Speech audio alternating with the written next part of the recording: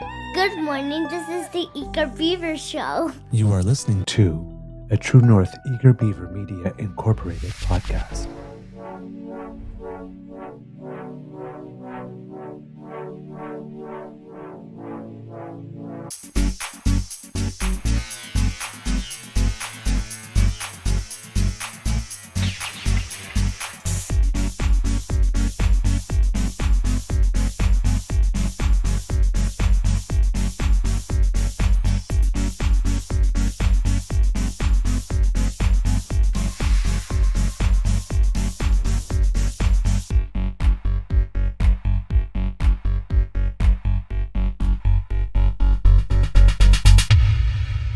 The True North Eager Beaver podcasts are proudly brought to you by our founding sponsors, the Miss V Mysteries from Corvid Moon Publishing, your source for science fiction, fantasy, and cozy mysteries featuring a broad diversity of characters. PsychicTarot.ca, book your tarot reading and unlock your spiritual journey. And the Pepper Master, hot pepper sauces made from farm-fresh ingredients to thrill your taste buds and expand your mind.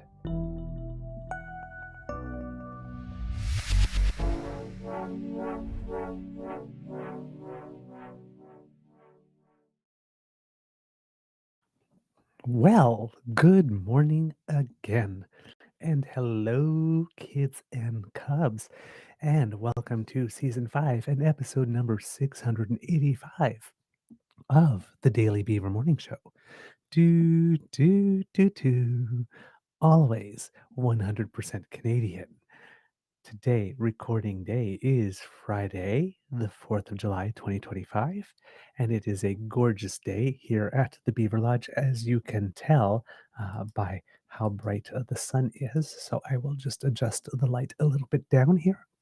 I am your host, the Eager Beaver, pronouns he, him, he, Mr. Beaver A, and not with me as usual is my good friend Mr. Grizzly, because he is hard at work in Yellowknife, and this is a bonus Beaver episode that Mr. Grizzly did not know was coming. So it's just you and me today, kids and cubs, and that's quite all right. There we go.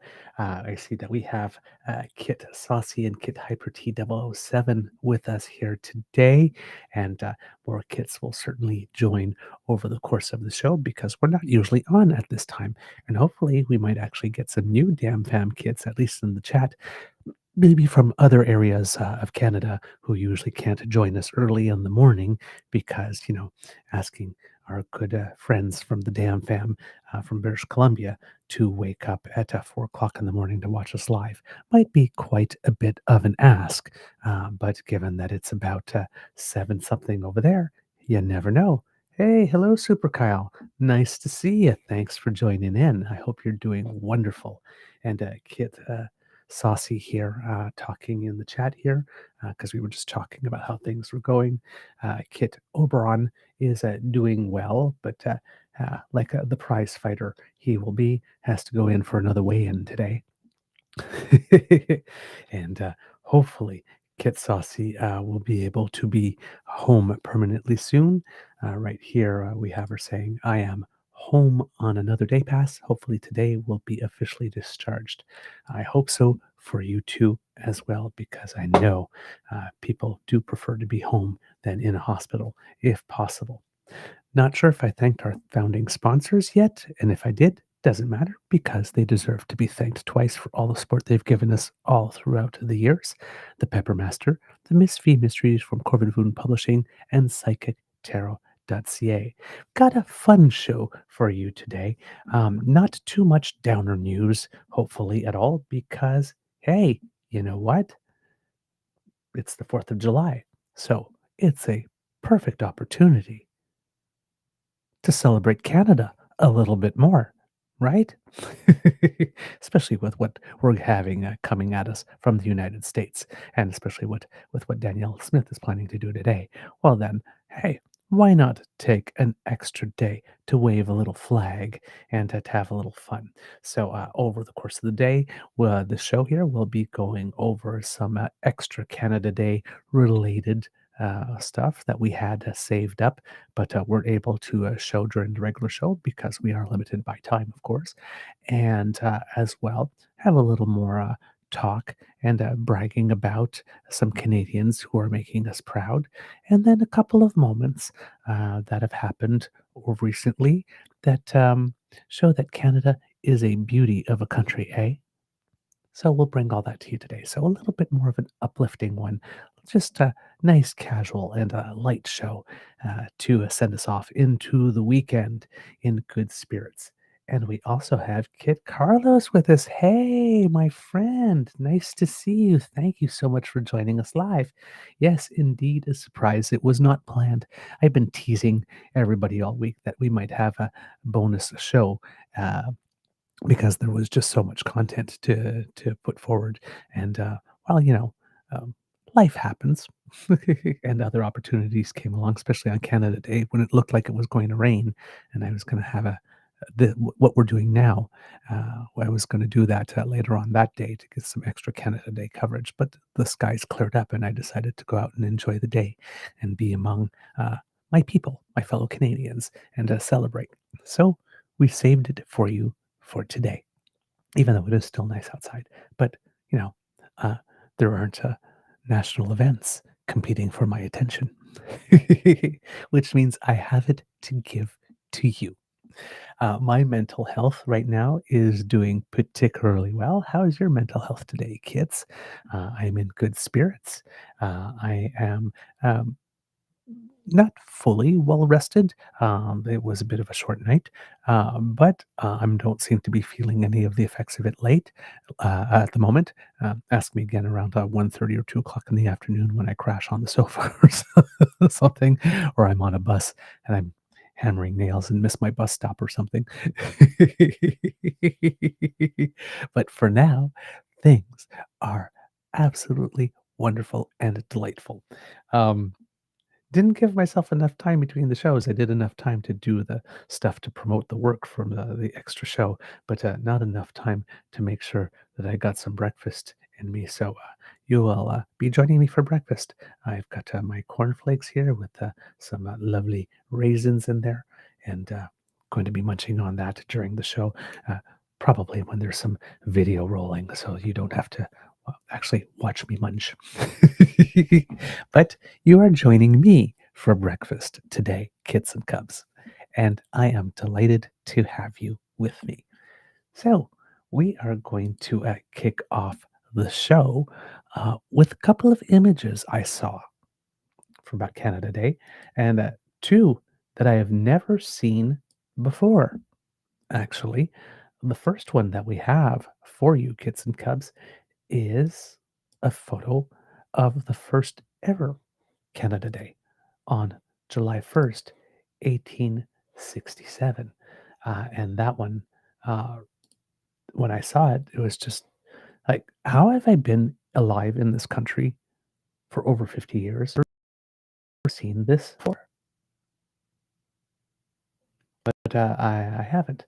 So this is a courtesy of the feed Old Ontario series.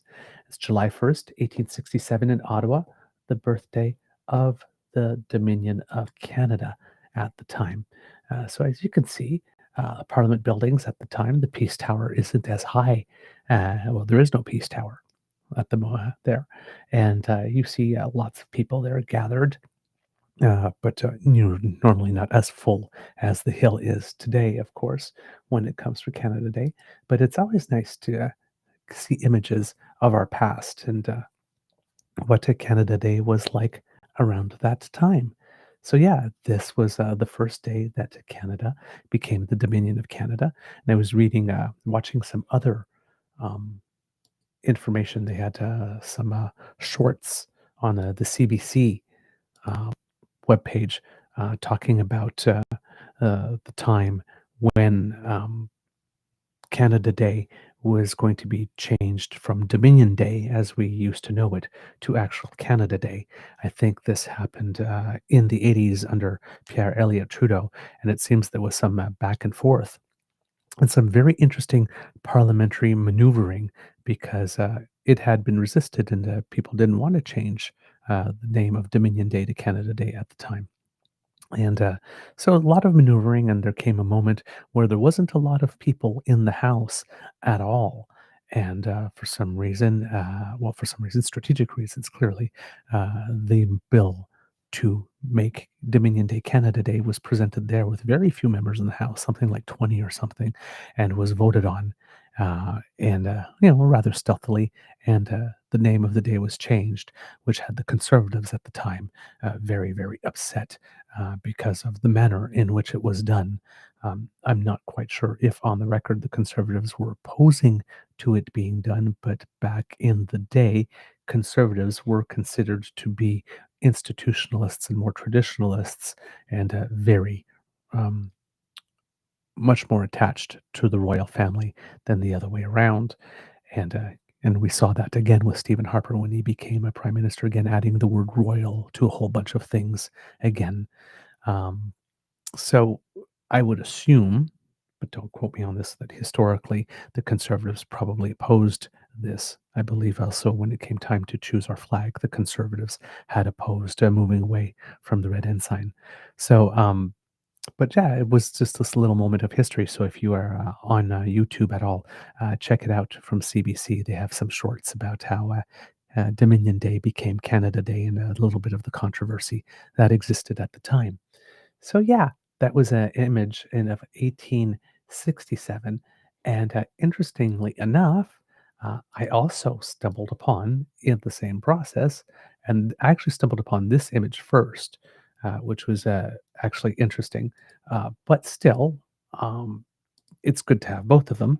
This is an image 100 years later. So whoops, that didn't quite work the way I thought it would.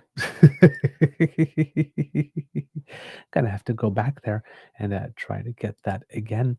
It seems that, yeah, unfortunately, it seems that I have when I made the notes. Sadly, I took the same image twice, and rather than both, so I did not keep the different link. I did not put in my notes 2 different links, but I repeated the same link twice, sadly. So, of course, me wanting to do something that looked very smooth by showing 1867 and then 1967, didn't really, pull off the way that I had hoped to. But the other image that I did have was from, 1967, and, how what, Canada Day was for the 100th birthday of Canada. And nope, that's not it either. So unfortunately, I do not have it, kids and cubs. I am so sorry, but I was very much looking forward to showing both images to you. And the mistake is mine. Hopefully, I will be able to find it during the course of the show and show it later. Um, as you know, kits and cubs, when we reported about the Canada Day festivities, we had numbers from Canadian Heritage that said that there were about 8,000 people, 8,800 people on the hill.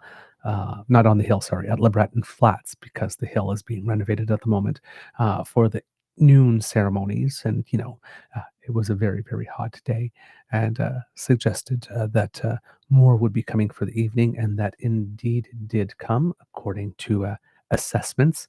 58,000 people showed up for the evening celebrations. So that's a very, very good crowd there for Canada Day at Le Breton Flats. And they had a lovely night of entertainment.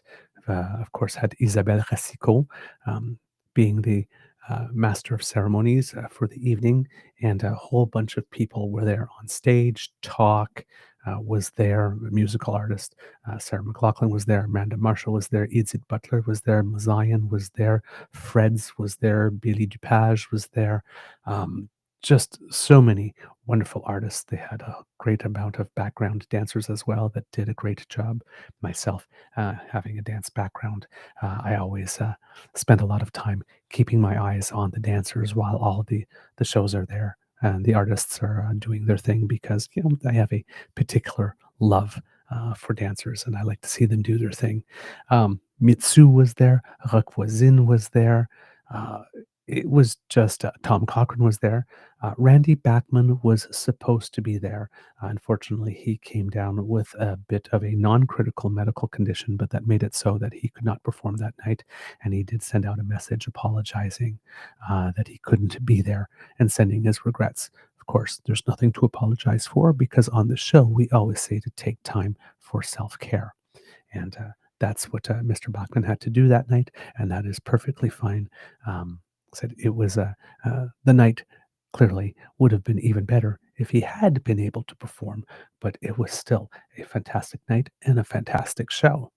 So hopefully, those of you who couldn't be in Ottawa proper for it were able to watch it because it was broadcast from coast to coast to coast on CBC. And like I did, that's where I watched it and I got to enjoy it.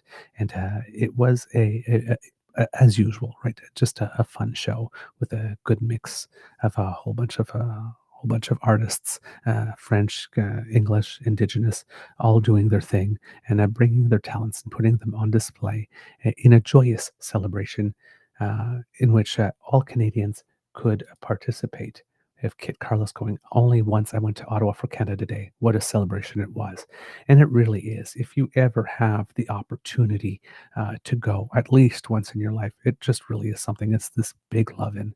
And, you have all these people getting together to celebrate. And there's no violence. There's um, uh, no anger, no negativity. It's just this good vibe and this good feeling, and Canadians being patriotic in the way that we are, not too boisterous, but more boisterous than usual, and just having a good time. And you'll see many things. You'll be walking down the street at one point, and you'll hear some uh, you know, uh, Caribbean steel drum bands playing on one corner, and then later on, you'll see a family of Muslim Canadians all there, and then you'll go later on, and you just see everything. You see all walks of life. You see all the various cultures. You see everybody just coming together as one to have a one day where we celebrate the fact that in this beautiful country we can be Canadian and whatever else that we are, we can bring all of ourselves to the table, and all of it is good, and all of it's accepted, and all of it's wonderful, and it's just a good vibe. It's an overall good, positive vibe, especially when you get good weather. Because often Canada Day it's often really, really, really hot, or it rains.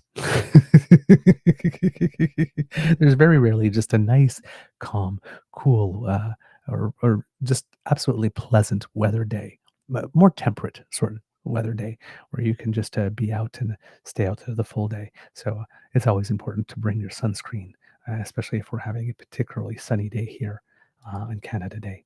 Ooh, we have Hyper D that says that I got to shake Randy Bachman's hand. Oh, when was that? Please let us know a little bit more about that. And we have Kit Uncover joining us uh, today as well. Um, And Carlos here says, I fell in love with drum.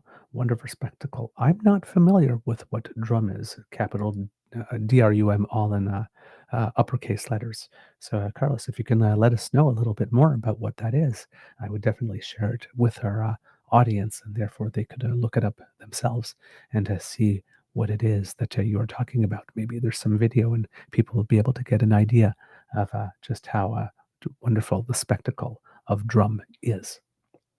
All right, kits and cubs, other things that I have for you with regard to that.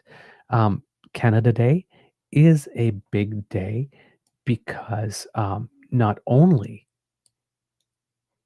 is it a day where we celebrate Canadians who have and Canada who have been here for a while yet, but it's also a day when many Canadians happen to become our newest citizens. There are always some citizenship ceremonies on Canada Day. And this here is an image from our, I believe, our Natural Resources and Energy Minister, Jason, um, who showed up at an event at the Markham Civic Center because he's the MP from Markham. And he had this image here of a whole bunch of people becoming Canadians at their swearing in, and he said, "It's an honor to attend a citizenship oath ceremony today at the Markham Civic Center. It's hard to think of a more special way to celebrate Canada Day than to welcome new Canadians to our great country." And often on Canada Day, kits and cubs, as part of the noontime ceremonies. Not sure if that was the case this year because I didn't get to watch the entirety of the noontime ceremonies yet. I'm going to be doing that over the course of the weekend. There's often a moment where a select group of citizens are brought and they have a swearing in ceremony right there uh, at the noon hour celebrations. And that's always a wonderful moment. I think last year we were able to show some excerpts from that. Um, there was a justice who was from the First Nations communities who did the swearing in, and it was just this. I mean, she did an exceptionally good job at presenting and why this is important, and then leading the ceremony. And it's just always a heartwarming moment when those of us, who have been Canadians all our lives, or who have arrived here some point in our lives, but have been here a good while, get to see um, the pride and the joy that people have when they hear the words that make it official that they are now Canadian citizens. So that is always, always, always a wonderful time and a wonderful moment. We have Kit Debbie joining us here saying, "I was there in person, first time ever. The show was amazing. The fireworks spectacular. We loved Ottawa. So glad you were able to do that." And we have Kit Crystal who's joined us today, and Kit PNC Bio has joined us for some bonus beaver. Thank you so much for being with us. Kit PNC Bio here says, "Volunteer to help new immigrants understand life in Canada. I only did it for a few months in the early 2000s, but it was some of the most rewarding stuff I ever did." I can imagine. I didn't even know that that was really a possibility. Kit PNC Bio, if you have any links to any resources that some of the DAMFAM could go to, if that's an opportunity they would like to take advantage of, please put it in the chat. And if I have an opportunity, um, uh, I will definitely be able to put it up on screen there. It says it was just a class at the local library, but it doesn't matter. Doesn't matter, right? It's the reaching out. It's the forming those connections. It's showing uh, new Canadians that there are people that care about them and want them to succeed and want their integration into Canada to work very well. We have here Kit Hyper T talking about Randy Bachman. He played a show in Hamilton where he told the stories behind the songs, then performed the song. Then there was a short meet and greet after. Oh, that must have been absolutely fantastic. It was probably around 2005 or 2006, he says here. And we have Kit Crystal, who's with us. Bonjour. And by the way, Kits and Cubs, I did have an opportunity to go on to the Discord uh, channel that has been created. Um, Technically, the unofficial Discord channel because we didn't create it ourselves. But your Royale with Cheese, Queen Beaver, is now a member and had a delightful time speaking and chatting and interacting with the kits who were there. And hopefully, more people will want to come, and the invitations will be there. So if you are in the chat and if the invitation link appears, I believe a Kit Saucy usually has that. Please do click on it and become a member. It's a good way to keep the chat going and the good links and the good vibes between the DAMPAM going when there isn't a show live that is on the air. All right. So, kids and cubs, other than the citizenship ceremonies, there are other things that we had to show you today. Um, this first one is some Canada Day cakes because, as you know, kits and cubs, we are a big fan of kits who cook.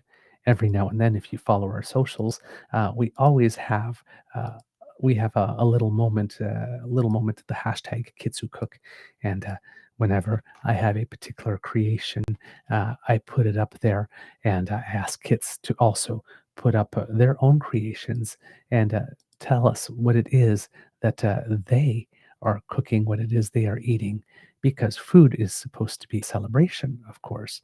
And so also, there's a little bit of a self serving aspect to that, in that sometimes I'm just out of ideas for what I want for dinner, and seeing what it is that you are cooking, well, then helps me. But here for you today, we have two very special and spectacular cakes that I would like to bring to you. The first one is from an account that is uh, Skate Wireless. So at Skate Wireless, yes, here. So my mother-in-law made a cake for their building party, a Canada goose flattening a US eagle. This is the current mood in Canada. Awesome. So here is that cake. Uh, very, very, very well done. As you can see, the goose there getting the best of the eagle. And there's a second image there, right from the front. Um, Someone has a very good sense of humor and some exceptional talent, because that is a gorgeous cake. It's for those who are watching, it's a three-tiered cake, rectangular sheet cake on the bottom, and then two round cakes on top of it.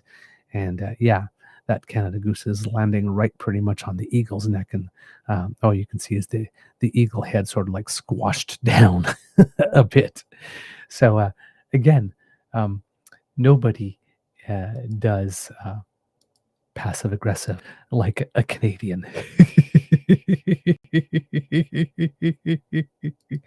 You got Crystal going, that's amazing. What attention to detail. And then um, a friend of the pod, we had him in an interview once, Regent Mayer, who was a contestant on the Great Canadian Baking Show. And we had him on for an interview. And he also made a cake for Canada Day. Now, it's not a Canada Day themed cake itself, but he says, my contribution to my brother and sister in law's Canada Day party. I always found creamsicles refreshing, so the challenge was to incorporate this citrusy flavor into a cake.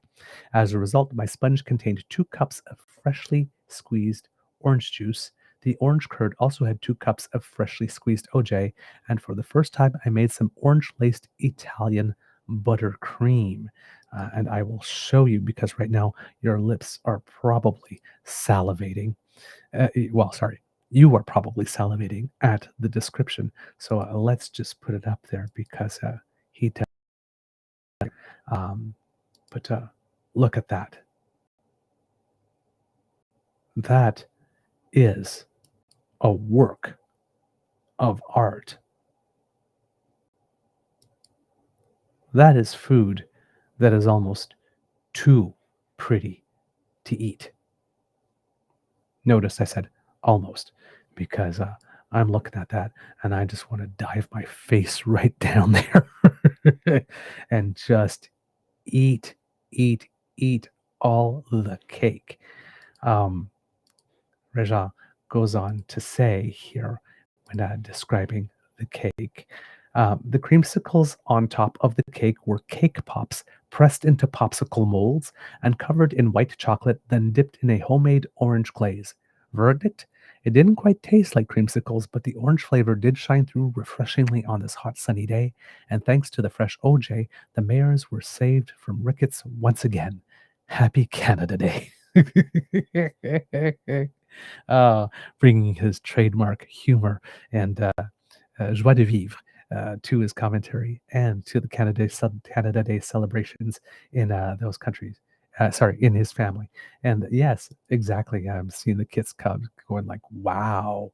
And saying that cake needs to be in one of those baking competitions. Both of them do, actually, because they are absolutely fantastic. Uh, Food can be a celebration, and food can also be art. But those cakes look delicious, and I would really like to have a piece of them. So, again, just little things that I stumbled upon. And I asked Regent whether or not I could show the pictures, and he did say yes, and he sends his love and his greetings to everybody in the DAMFAM. Now, Canadians weren't the only ones who were making a point of celebrating Canada Day, kits and cubs. We also had some help marking the day from friends around the world. So, first, of course, our good friends from Australia. And of course, we are good friends with Australians because, well, Kit Aussie Pete. He's the one that designed our logo. So even here at the DAMFAM, we have some Australian friends that help us a lot. And of course, we know that there are firefighters from Australia who are here in Canada presently trying to help us during our wildfire season. So from the account Austin Canada, we have wishes for a happy Canada Day. Of some Muskoka chairs at a sunset, and this was sent by, yes, the Australian High Commission in Canada. This is High Commissioner Logan who published that, and also we have this image here, and I'm going to have to share screening and then show the next one here, which series is taken from Melbourne, Australia, and says the consular section had an amazing weekend celebrating Canada Day at Bad Shepherd Brewery, hosting the Passport Clinic at the WOTSO Melbourne. Huge thanks to all those who came and to the Canada Club of Victoria for organizing celebration. So here we have Canadians down under coming together to mark the day. And Melbourne, by the way, is the city from which Aussie Pete hails. So it's so nice to see Canadians celebrating all around the world. And there's some additional message here. Happy Canada Day from the Consulate General of Canada in Sydney. We celebrated July 1st with pancakes, poutine, and a special guest moose.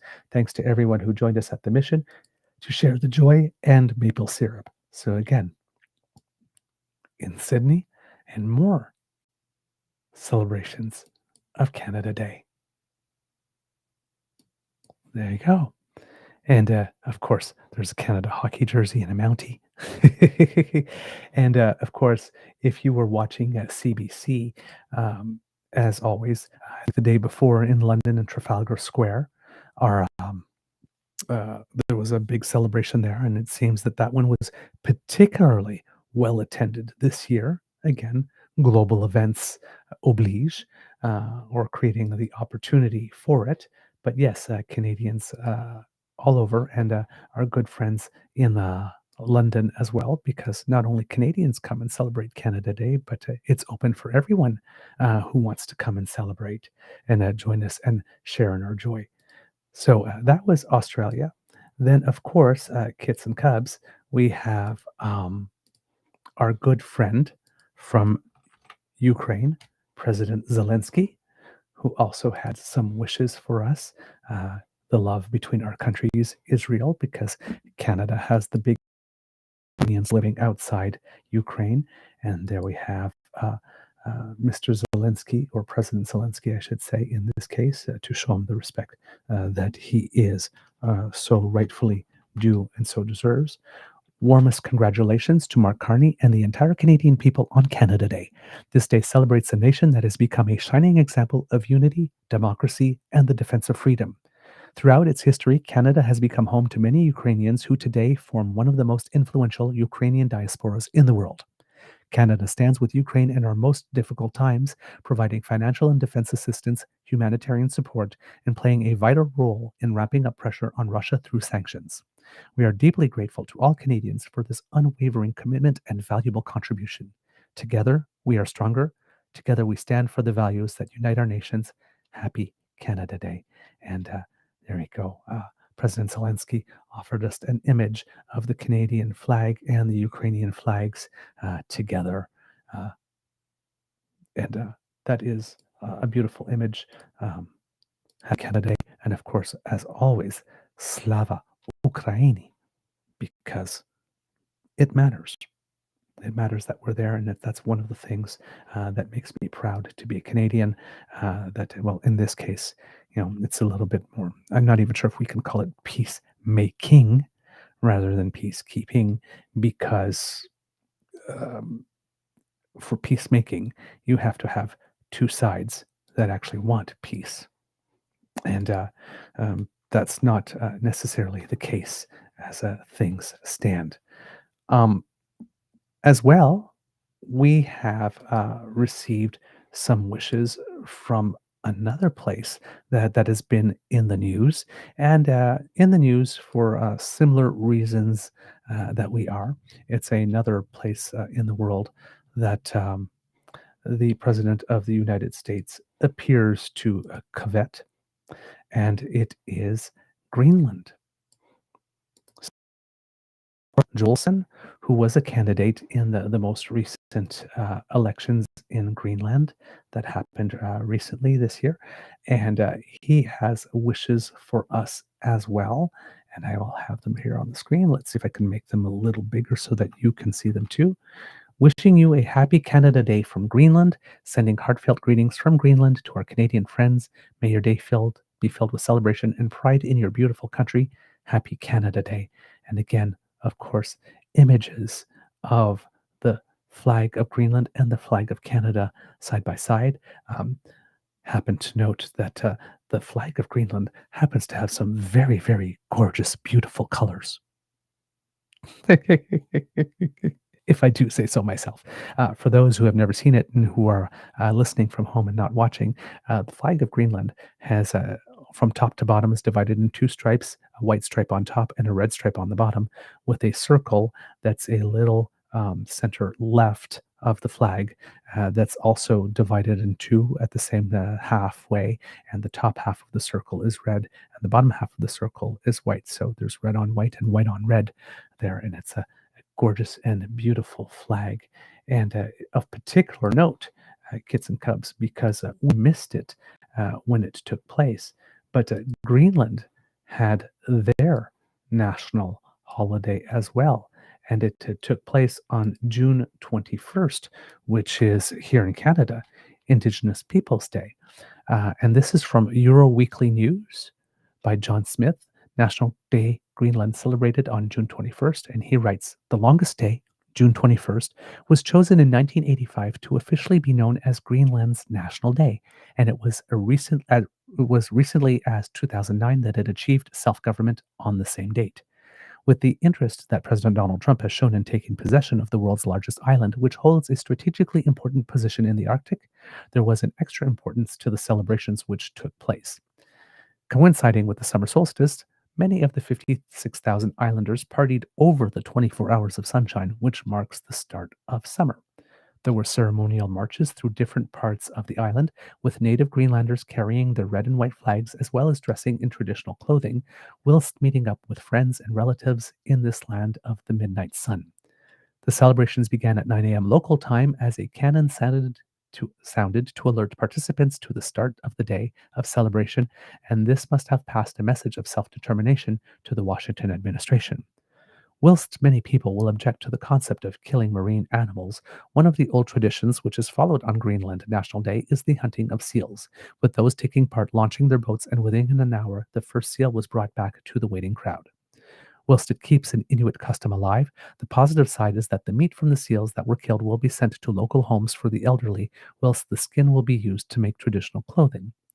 For decades, even though the US military had a base on the island, Greenland was not really considered as being that important, and with its tiny indigenous population, was something of a, quote, poor relation to Denmark.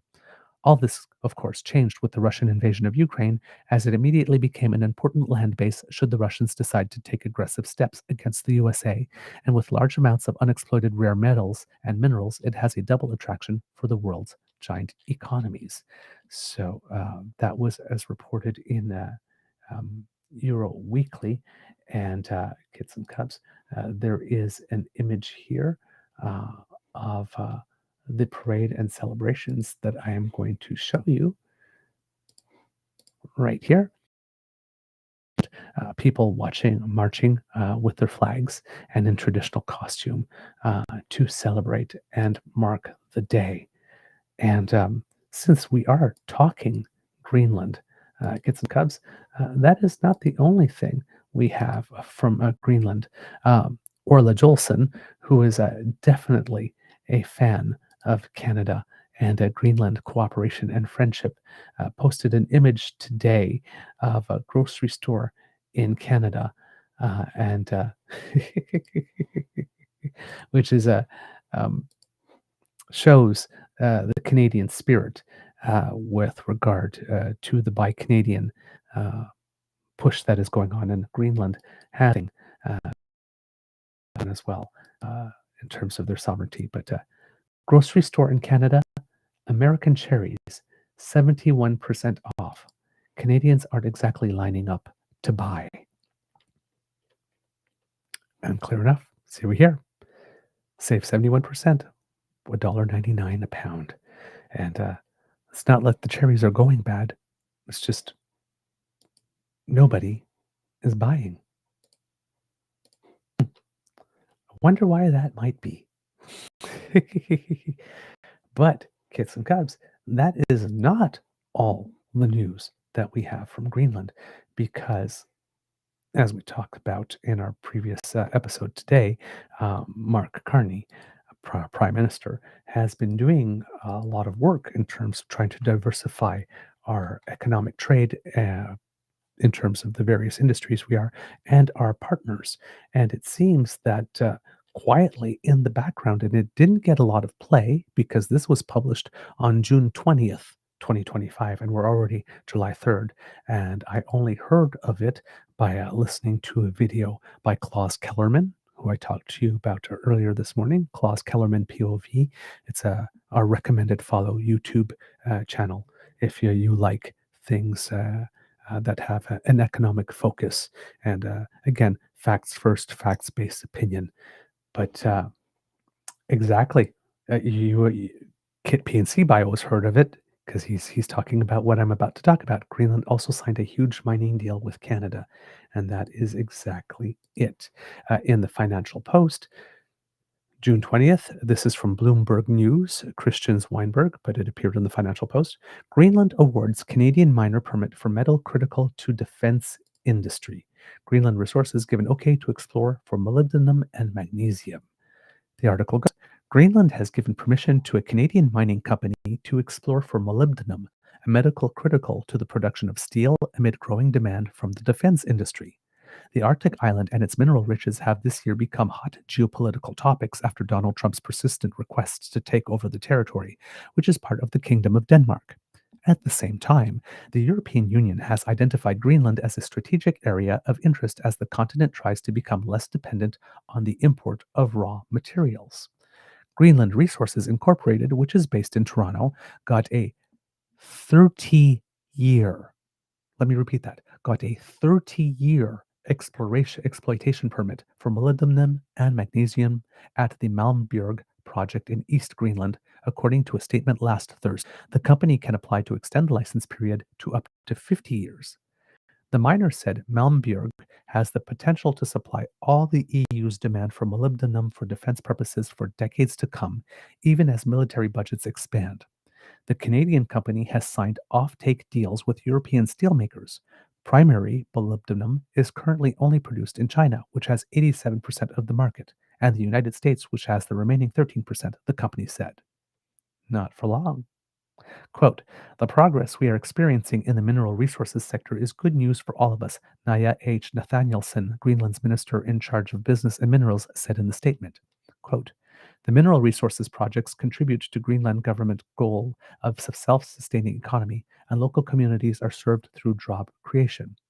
Last week, another Canadian miner raised funds to help expand production at Greenland's main gold deposit in Nulanak, and in January, Denmark said it will support a company exploring in South Greenland for graphite, a raw material considered critical by the EU. So, this move by Donald Trump to put both of our countries on notice has resulted in both of us deciding, hey, maybe we can help each other out. So while he's out there bragging and claiming that he's making deals, we're actually signing them. Way to go, Canada. And Kit PNC Bio right there. And we didn't even need to threaten to invade them. Imagine that. Being nice, friendly, and polite got us somewhere. Maybe there's something to that.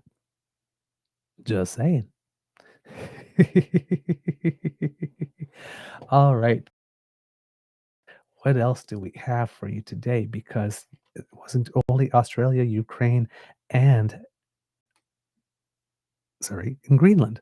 We were just talking about them that were celebrating us, but also the probably the best ambassador that from the U.S. that Canada has ever had, especially, uh, and this becomes even more evident when we think of the current one that we have. Ugh, what a disaster that one is. But Mr. Bruce Heyman, who is a big fan of Canada, and even though he hasn't been ambassador for a while now, keeps on uh, talking about us and promoting us and telling the world what a wonderful place Canada is and how much he enjoyed his time here and how much he enjoys coming back. Yes, a salute to Canada from New York City.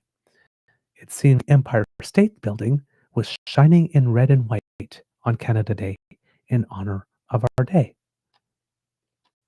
And there's the image of the Empire State Building all lit up in red. So, even in the United States, despite the actions of their government, we have lots of friends. And it's good to remember that we have friends. It's also good to make the distinction between the government and the people. I guess lots of friends, lots of allies there. Hopefully, um, the tensions between our two countries will cease so that we can get back to our regularly scheduled friendships and relationships and not have them marred by this dark shadow that keeps on hanging over everything. And it wasn't just national governments or everything that was helping us to celebrate. And this will probably fall into the category of cool, but even rock and roll celebrated Canada because here we have Mr. Gene from Kiss wishing us a happy birthday on Canada Day. There you go, with a picture of the Canadian flag and seemingly painted on some wood. There we go. Uh, that's an image that would probably make Skippy a little conflicted. But yes, rock and roll royalty here, wishing us Canada Day. Um, the good vibes and good wishes didn't only come from abroad, but there was also a lot of local support for Canada Day. A lot of people celebrating in the ways that make them happy from coast to coast to coast. And the first one we have, since we're talking about famous musicians. Well, in Canada, of course, um, one of our most famous musicians is none other than the absolutely delightful and wonderful Raffi. Yes, kids and cubs. Raffi Kavukian, uh, famous for bringing kids joy and happiness. If you've ever heard of Baby Beluga, he's the guy. Happy Canada Day, eh? Counting my blessings at Bettis Beach, so much to be thankful for. The kindness of Canadians letting this immigrant boy grow, face adversity and triumph. Very grateful for this country and our diverse cultural mosaic. So, this is how Raffi spent some time celebrating Canada Day. Thank you for the music and for all the joy you have brought in us, sir. All the joy you have brought us, sir. And we are definitely a better country for having welcomed you. Absolutely. And as well, here we have one of our senators, and He's a gentleman that I would really wish, I hope we could get on the show one day. Because not only is he excellent, not only is he a doctor, but a very, very big ally of the rainbow community. He's actually one of the founders, I believe, of Pride Tape. If you've ever seen it on the hockey sticks, the rainbow tape, one of the people who got that started. And he writes, because in Canada Day, we not only believe in human rights, we will fight to defend them. And he puts a picture of a rainbow over some trees in the forest with people there, um, you know, just driving a bike and walking the dog. And he says, "You can pass laws, ban books, tell us we don't exist, but we're still here, drinking our coffee, singing in the shower, walking our dogs, and loving each other." So thank you, Senator Christopher Wells. I recommended follow Kits and Cubs, and I'm going to put his thing up there so that you can recognize it if you see. So yes, independent senator from Alberta, uh, and definitely a big, big booster of and of the rainbow community and an ally that we can rely upon. And yes, hopefully we will have the opportunity to have him on the show at some point. We are definitely going to reach out, but we will have to write to his office in order to do that. And hopefully he will say yes. Um, as well, Kits and Cubs, because those aren't the only two. A friend of the show and someone we also need to have back at some point, Mr. Guy Felicella had some words for us on Canada Day, and he said, this one is particularly moving to me because, if we're a little familiar with them from how goes, as someone who struggled in Canada throughout my youth and early adulthood with addiction, mental health challenges, and homelessness, I always take a moment to find gratitude on Canada Day. I have so much to be thankful for, including Canada's publicly funded services that helped me survive and supported me so I could rehabilitate my life. Happy Canada Day. And there is so that is smiling eyes that we are definitely have become familiar with, and we are so happy to see on our screens many times. And this one is particularly it resonated with me because I'm proud to live in a country in which we don't give up on each other and throw each other away. And hopefully we keep that and cherish that because there appears to be a lot of people and a lot of forces out there that would like us to be different than what we are. And I don't think that that is the way to go. I don't think we should be changing ourselves in that way in order to get along or to get ahead in this world. Our values are what has gotten us this far, so far, and I personally believe there are some values that we need to stick to and cherish and celebrate. We also have another friend of the pod, Mr. Flavio Volpe, of course, who has been working very hard to ensure that that our trade negotiators have all the information and arguments they need while they're trying to resolve the situation with the United States, well, the situation that's been imposed on us by the United States.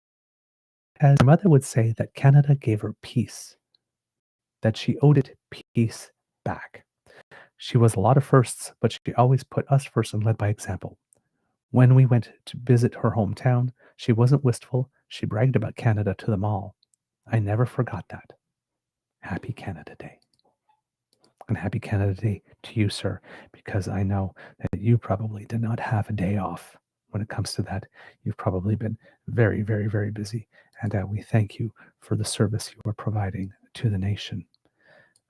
As well, Kits and Cubs, we also had yet another friend of the podcast and of the Beaver Lodge, Canada's favorite snowman, Mr. Cranky Canuck. And so, Kits and Cubs, we're going to just present you a little greeting from him. And while you're at it, remember to take some time to stay frosty.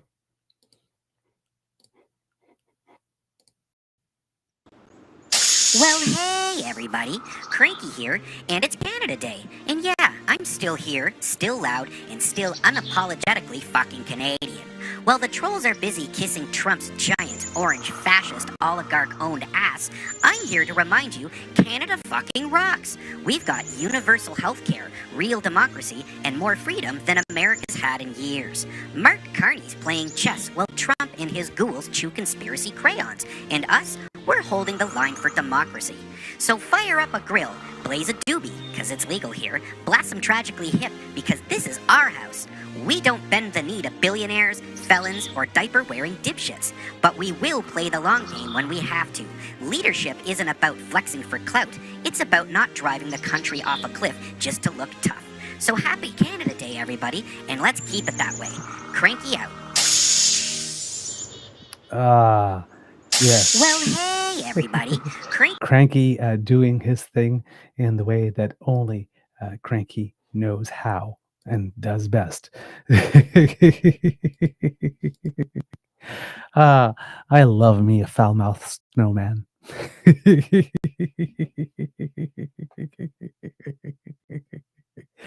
Oh man, oh man, oh man. But hey, kids, if you think that's all, no, not all, because while we do have Cranky Canuck, we also have another Canadian who has chosen to make Canada his home. And we are, again, all the better for having him with us. And it's Mr. Tarek Haddad and everybody at Peace by Chocolate who had some greetings for us over here. So first, 12 years ago, we lost our home in the war in Syria in the blink of an eye. 9 years ago, Canada said to our family, "Welcome home." Today, there's nowhere else on the entire planet we would rather be. O Canada, we stand on guard for thee. God keep our land glorious and free. O Canada, we stand on guard for thee. Canada will always be strong and free. This country took in the broken and gave them something whole. It must never be taken for granted or taken away. Because of this country's belief in us and because of all of you, we get to do what we love right here in Nova Scotia, Canada, and we proudly do so. Thank you from the bottom of our hearts for all your support. From the Hadhads and everyone at Peace by Chocolate, we wish you all a very happy and blessed Canada Day. So Mr. Haddad here and his beautiful family here and celebrating Canada Day. And that's not all, because Haddad also had a little message for us stating, I will, it's on the screen. Yes, it is. There you go. I will never stop being grateful to call this place home. Canada gave us peace and a place to belong. We are a nation defined by hope and freedom to be the best you can be. Happy Canada Day to our amazing country. And Kits and Cubs, here he is, just for you, with a little message. Happy Canada Day, everyone. Today is the day to celebrate this incredible country that we call home. And we will be forever strong and free. Enjoy your day. Look at that smile. Look at that smile. Direct from Niagara Falls as well. But again, more people who have chosen to make Canada their home, and we are all the better for it, because that cultural mosaic, it means something. And the more tiles that we add to it from different places, the richer we become. It's something I very profoundly believe. And I am just, whenever someone to make Canada their home, I take it as a compliment and a good sign that our country is on the correct path. Finally, in local, Prime Minister Mark Carney also had some words for us on Canada Day. He had some at the noon hour event, of course, but he also had a message to the country on that day. And therefore, I will present it here for you. I have time to do it on. 158 years ago, a few provinces bet on a big idea, that they'd be stronger together than they ever could be apart. They were right. They became a new federation that's now grown into our strong, bilingual, multicultural, ambitious country. A country built on the values of freedom, democracy, justice, generosity, and humility, because we know that we can always be better. Our story didn't begin at Confederation. For thousands of years, Indigenous peoples have called this land home. And our country's next chapter will be written together in true partnership with First Nations, Inuit, and Métis. Our shared history has been marked by inflection points, moments where Canada has had to step up. On the battlefields of Vimy Ridge in World War I, on the beaches of Normandy in World War II, and in the homes of Gander after the 9/11 terror attacks. Now we face another such moment. The world is changing. Old friendships are fraying. Our economy is being buffeted by a trade war we didn't start. Our values are being tested by attacks on democracy and freedoms that we must resist. As the world becomes more divided and dangerous, Canadians are uniting. Together, we will build one Canadian economy, connected by major projects, powered by Canadian energy, transformed by Canadian technology, and crafted by Canadian workers. Together, we're breaking down barriers across this country so you can buy Canadian everywhere and work anywhere. Together, we'll rebuild, rearm, and reinvest in our armed forces, because Canadian leadership is defined not only by the strength of our values, but also by the value of our strength. This is the greatest nation on earth. Together, we'll keep making it even better. Happy Canada Day. And a message from our Prime Minister there. A lot of things there, echoing some of the things that I said with regard, with regard to our values. Pardon me, I need a sip of water here.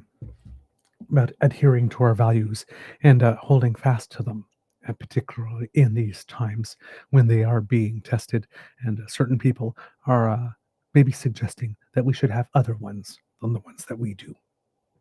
So there you go. Some positive messages here for Canada. Building on our show this morning, when we were talking about Tom Lukasik and his Forever Canadian project, he had published a letter, open letter, that he wanted everybody to see. And I wanted to put it on screen during the show, but because I could only make the image so big, the text really wouldn't appear. So I have it for you here, and I would like to read it to you because it is a message that needs to be heard. He wrote this on June 20th, and he says, "Dear First Nations chiefs, councils, elders, and members, I am writing to you as a Canadian and immigrant whom you welcomed on your ancestral lands more than 40 years ago. For this, you will always have my gratitude." Good start. Together, we are living in challenging times. Amid geopolitical conflicts and international trade turmoil, Canada's sovereignty is questioned by our closest ally. During such times, it is imperative that we foster unity and solidarity within Canada and among all treaty territories. However, there are some Alberta residents who question Canada's unity and First Nations sacred treaties. They seek Alberta's separation from Canada while disregarding Canada's constitution and the treaties that your ancestors entered into, in good faith, directly with the Crown. As recently as last year, the Supreme Court of Canada confirmed, quote, "Treaties between the Crown and Indigenous peoples are fundamental to Canada's history and constitutional landscape. The promises and obligations enshrined in these fundamental agreements reflect a lasting commitment to maintaining a just relationship between the Crown and Indigenous peoples and were intended to be honored by the Crown so long as the sun rises and the river flows. All of us, First Nations who have lived on these lands for millennia, non-Aboriginals who were fortunate to be born in Canada, and Canadians like me who chose to live here must stand up and vigorously oppose any prospect of separatism or so-called, quote, Alberta sovereignty. For these reasons, I joined with others who oppose all forms of separation to create Forever Canadian. This led to the application on behalf of the group for a petition under the Citizens Initiative Act, which has now been approved. It calls for a referendum asking, quote, do you agree that Alberta should remain within Canada? We believe a very large majority of Alberta residents will support this position. Although First Nations treaties with the Crown are both constitutionally enshrined and themselves supersede the Constitution, your unwavering opposition to any prospect of separatism and any further disrespecting of First Nations rights is vital. The Government of Alberta claims to have heard your concerns but still appears to encourage separatist activity. On May 15th, it presented the Election Statutes Amendment Act to make it much easier for citizens to petition for a referendum. That evening, with chiefs from all across Alberta converging in protest on the legislature, and knowing the separatists were filing a petition asking that Alberta leave Canada, the government adopted an amendment saying that nothing in a government referendum could affect First Nations rights. However, it only amended the Referendum Act, not the Citizens Initiative Act, the act being used by the separatists. MLA Jody Callahoo Stonehouse raised the inadequacy of this, but with the debate limited to 1 hour.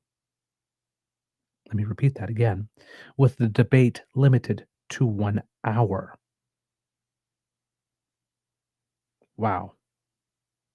When Danielle Smith wants something, she really wants something, eh? She got short in describing the amendment's shortcomings.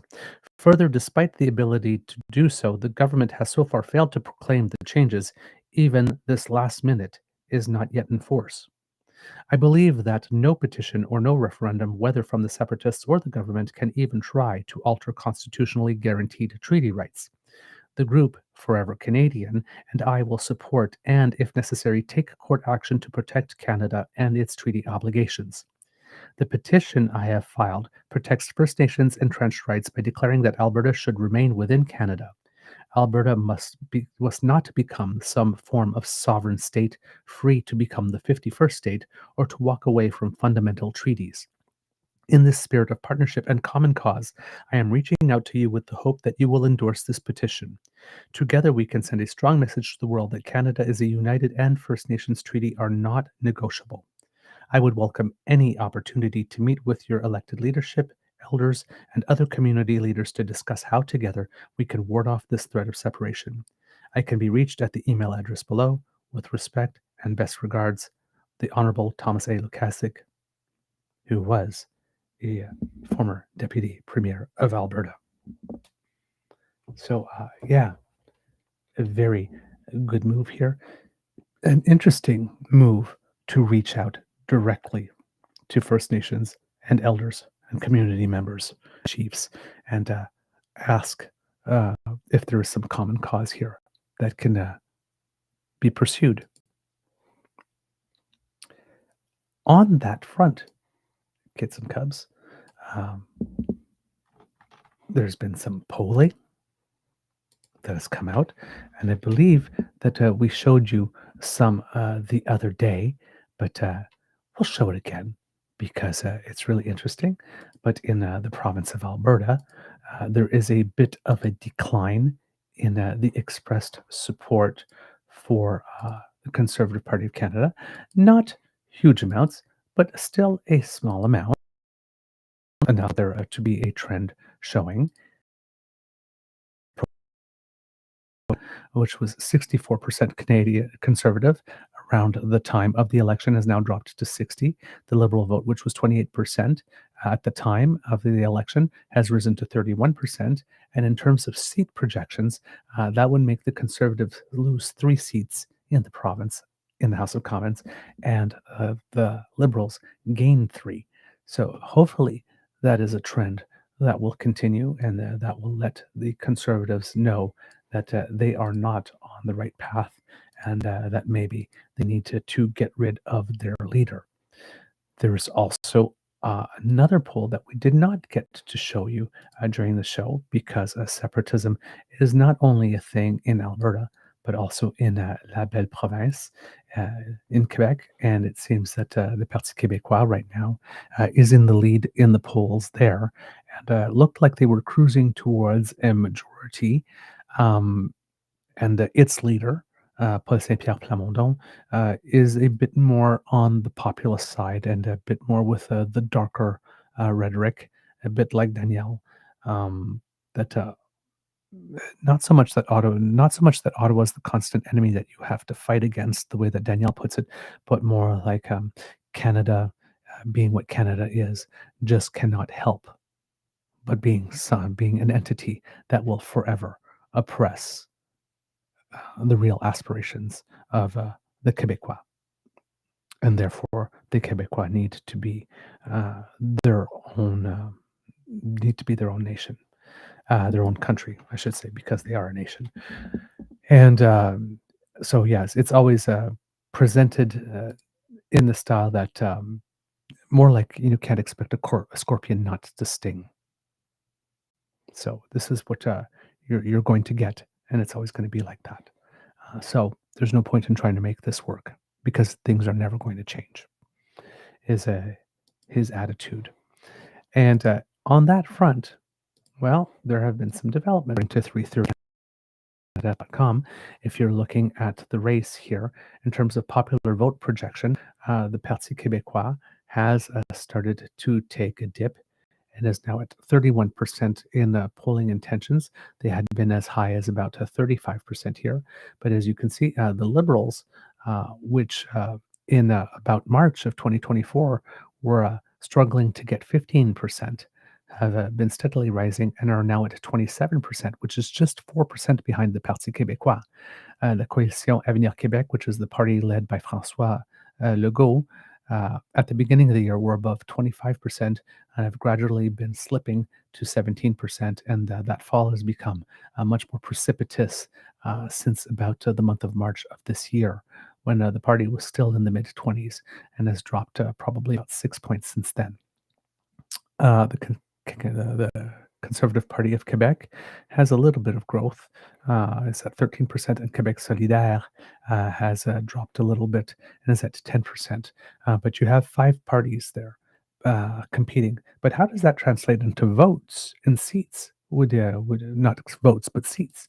Well, according to this projector, if an election were held today, the current government, the CAQ, which has a majority, would be wiped completely off the electoral map.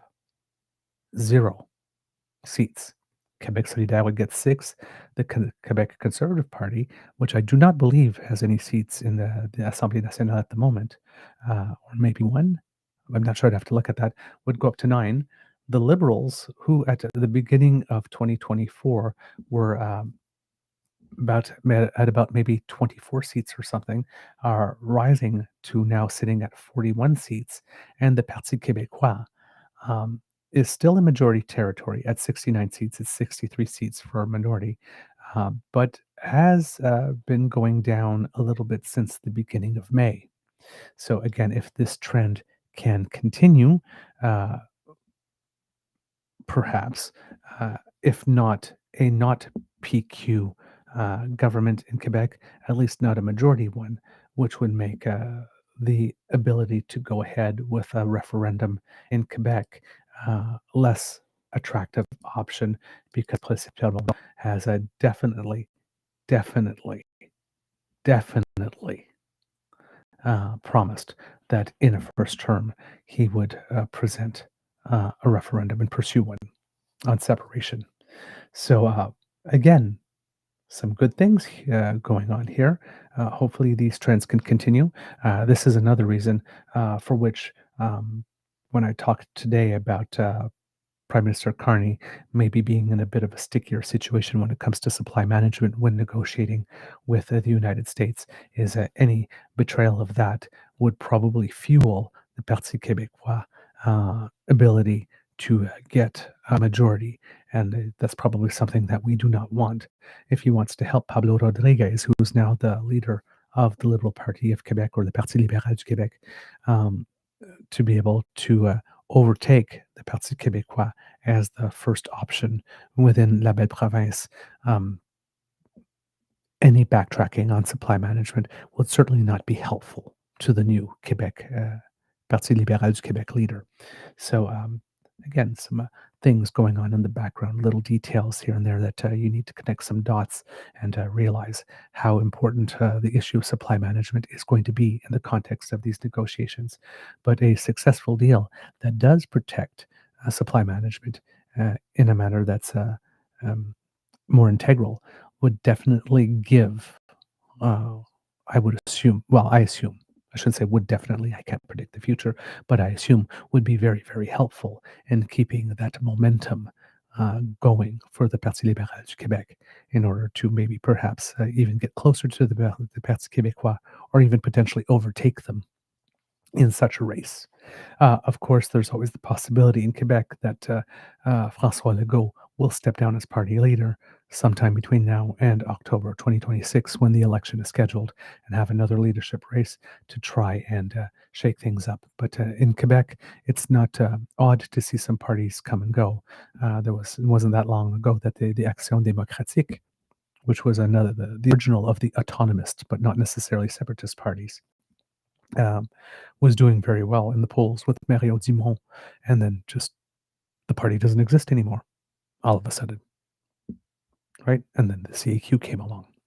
So the CAQ may be 0 seats, and if it doesn't get a new leader that can maybe get into the game and take some seats of their own, might be another one of those are more recent Quebec political parties that have a lot of success very quickly, and then just vanish just as rapidly. So, but if we don't want a referendum we're going to have a referendum in Alberta, one other, but hopefully, because Tom Lukasik got his question in first, and if he can get the signatures, it would be a more positive referendum. It wouldn't be about separating, but about staying together. And if we can avoid one in Quebec altogether by not having the Parti québécois as the governing party in October 2026, that would be really, really good. Because right now, with what Mark Carney's trying to do in terms of attracting foreign investment, any talk of separation and having any of those parties in power at the time would certainly be a detraction to that. Other things that we have for you kids and cubs, there's a lot going on. When we're talking about Indigenous Canadians, I saw this story on the news because I believe that when I read to you a little bit. Oh, before we do that, sorry.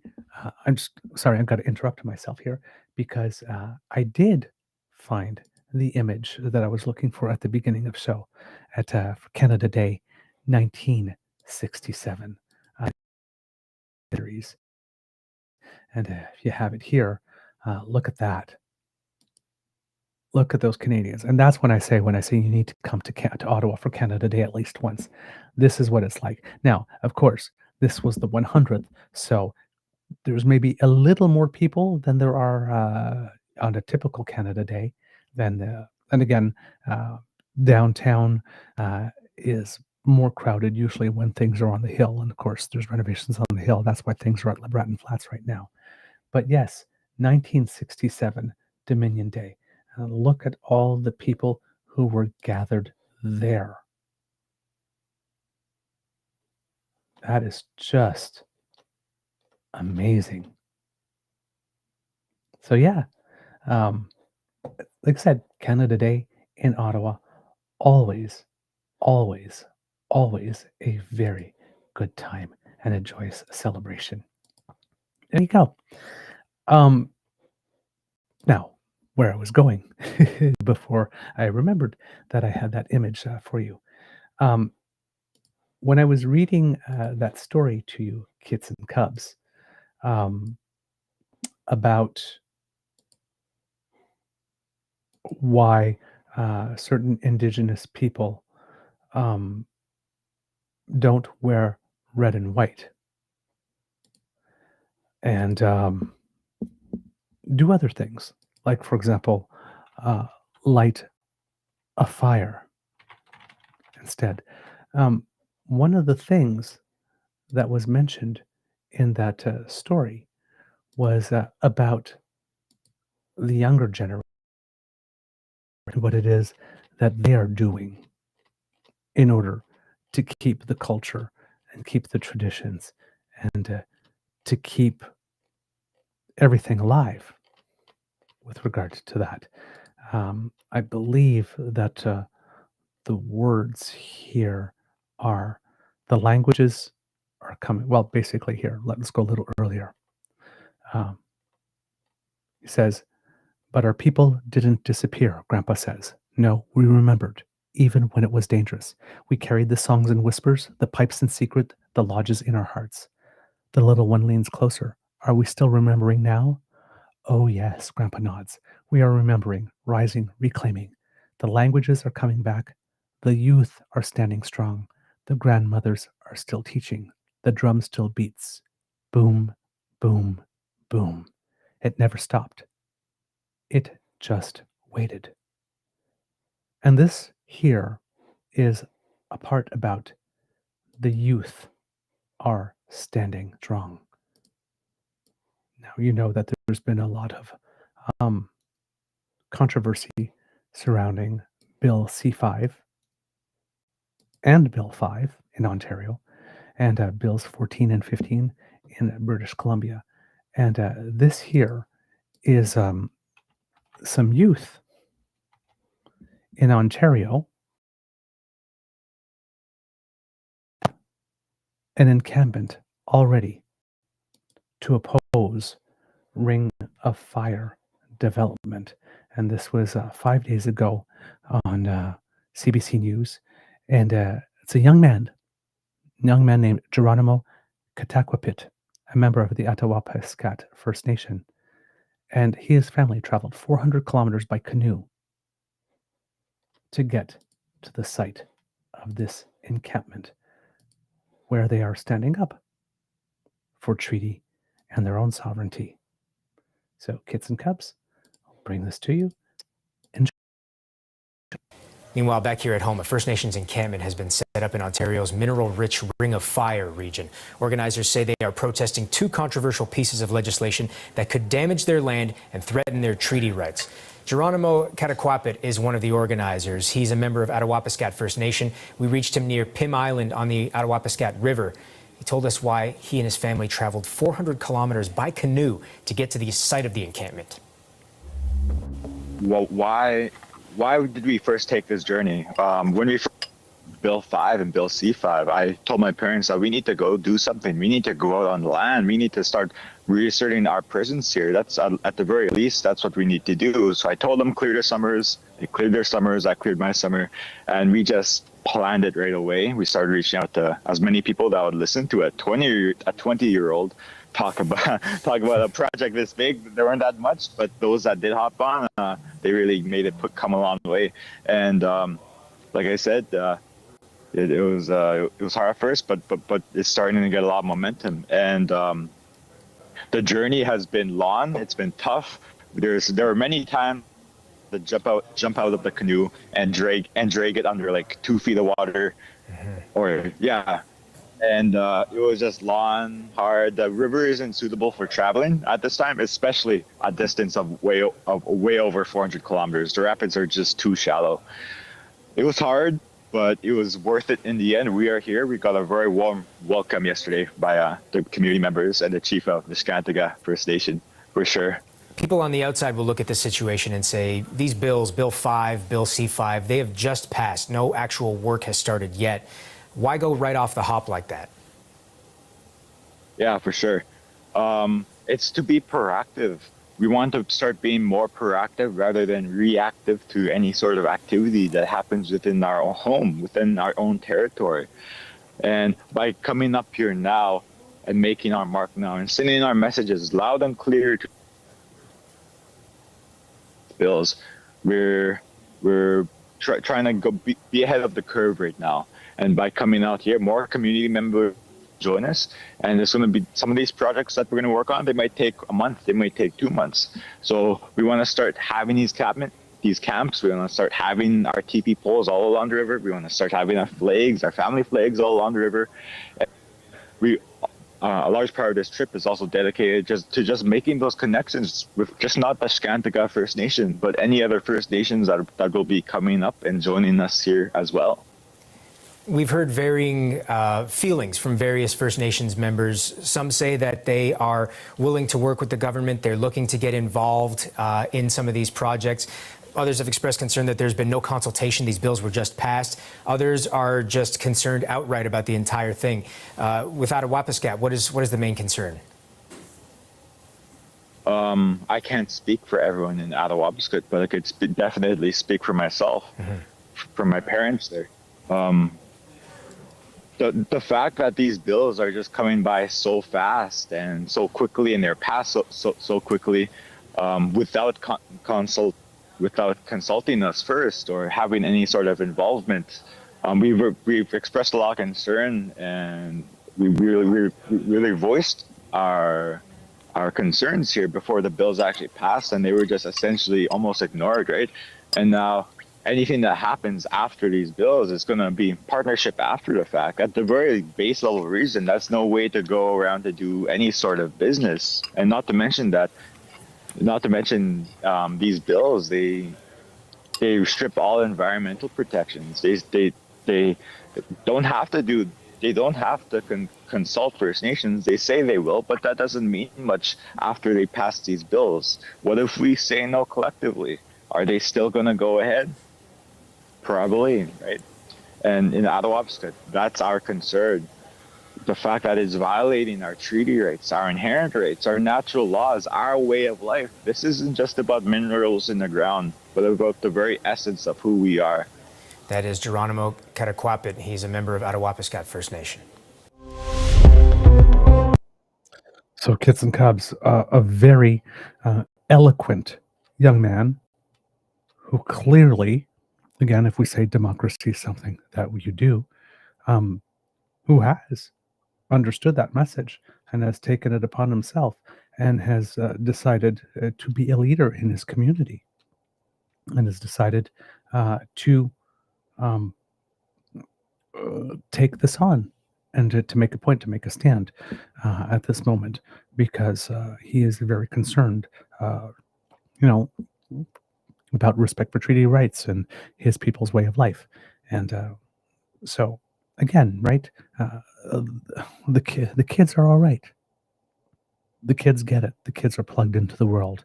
They understand what taking action means and what it looks like, and are not afraid to do it. Right? They have the energy and the boldness, the gumption to be able to say, "Hey, that's not right," and stand up and get a little loud. And I, for one, think that this is a good way of being. So it's interesting to be quoting a former U.S. senator, but John Lewis in the United States, who did a lot of work back in the days of the civil rights movement. Sometimes you need to get into some good trouble. So there you go, a little bit of good trouble there. And in some positive news, and this was shared with us by Kit Uncover here. It seems that, according to CBC News, in Wabana, there is now clean drinking water. An unhealthy municipal water system in the Bell Island community of Wabana is slowly being rid of contaminants like arsenic, manganese, and iron, with 150 households being removed this week from a quarter-century-old boil order. Town leaders surprised more than 160 residents with the news during a volunteer appreciation dinner on Wednesday night. Quote, "The room went up," said Linda Spencer, a widow who has lived on Valley Hill Road since the early 1970s and has struggled to keep potable drinking water in her home. Phase 3 of an expensive water system upgrade is complete with new wells, pumps, filters, and pipes, and testing shows the water meets Canadian drinking water guidelines. That means about 250 residents, many of whom are elderly, who live in 150 homes in an area of town known as the Green and the Valley, can now turn on their taps and pour up a glass of clear, safe water. Quote, "It's a dream come true," said Spencer, who described the water pouring from her tap on Thursday as amazing and wonderful. They joined about 200 other households who were connected to a new water supply in earlier phases of the upgrade. Phase 4 is also underway, with dozens more homes in an area known as the Front expected to receive a fresh supply of water later this year. So far, nearly $7 million has been spent on upgrades, said Mayor Philip Tobin, with the town paying a 10% share. The provincial and federal governments covered most of the cost. Quote, "To finally get here now, to this day, and say we can lift this order is amazing to be a part of," Tobin told CBC News on Thursday. The drinking water problem has been a stain on Wabana's reputation for an entire generation. Residents were tired of turning on the taps and seeing a liquid that resembled cola or motor oil splattering into their sinks, and clothes sometimes looking dirtier when it emerged from the washer. For years, residents like Spencer have been forced to trek with an empty water jugs and buckets in hand to a dispensing station in the center of town for clean water. And that poses a big problem if you're elderly and you don't have a vehicle or you have to depend on others. Quote, "It was not easy to get water," she said, but on Thursday morning, Spencer went to her kitchen and felt great relief at being able to turn on her tap and know the water was safe to drink and that she no longer has to worry about fetching water.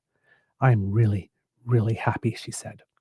A succession of municipal leaders have lobbied for financial assistance from the federal and provincial governments, and money finally started to flow in recent years. Tobin gave credit to previous leaders, especially the late Gary Gossine, who passed away in June and served for 30 years as mayor. Quote, "He played a big role in getting this accomplished," Tobin said of Gossine. Tobin estimates that nearly $7 million has so far been invested in the water system, but the job is not done. He expects it will be another 3 or 4 years before every household in the town of roughly 1,800 residents is connected, and one of the longest running boil waters in the country is fully lifted. Gotta love that. Gotta love that. Wish we could be doing it even faster, but with continued dedication and persistence, uh, the toughest cases, the ones that are remaining, we will solve them. And so long as there's goodwill and we remain committed to reconciliation, there will be a day in our lifetimes where we will be able to celebrate the fact that there is no First Nation in the country where there is not potable drinking water for everyone there. It's a day I very much look forward to. And it's something I champion and hope that will remain the case for a good while. Recently, in Toronto, because June was Indigenous History Month, but it was also Pride Month. And we had the Pride Parade in Toronto, corresponding with Canada Day weekend. And there was something interesting that happened there because that one of the causes that we support here at the Beaver Lodge is Rainbow Railroad, which is an organization that helps persecuted rainbow people in other countries of the world where sometimes they can be put to death for being openly out or just being who they are. Because we believe that we're free nowhere unless we are free everywhere. And this is a reality for many nations.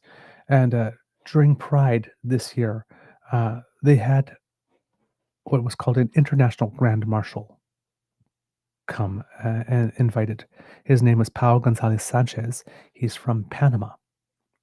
And he fights for rainbow rights in Panama, which is a much riskier thing to do there than it is here.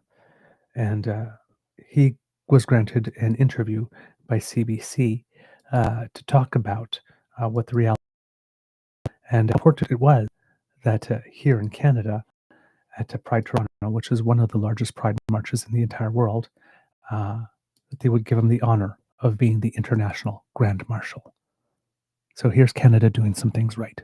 Toronto is positively buzzing today as Canada's largest Pride celebration continues across the city. Thousands took part in the Dyke March. That's a protest and celebration led by queer women and non-binary people. As you walk in this moment, walk with peace, walk with the love, but walk with the resistance. The long-standing tradition continued with Dykes on Bikes leading the march. Participants of all ages joined in. Elsewhere, the Pride Festival drew crowds with food and community events. The parade, one of the largest in the world, takes over the city tomorrow.